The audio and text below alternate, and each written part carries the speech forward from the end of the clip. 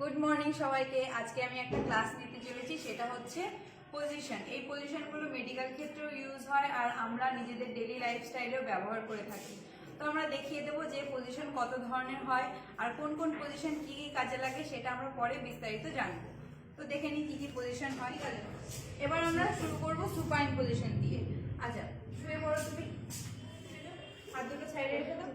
আচ্ছা, এই পজিশন হচ্ছে সুপাইন পজিশন। এই পজিশনটা কি জন্য দেওয়া হয়? নর্মাল আমরা ঘুমানোর জন্য ব্যবহার করি, তাই তো?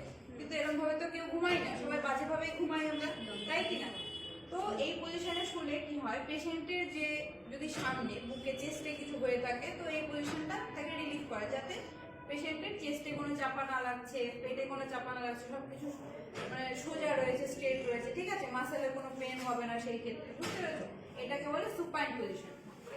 আচ্ছা, এরপরে এই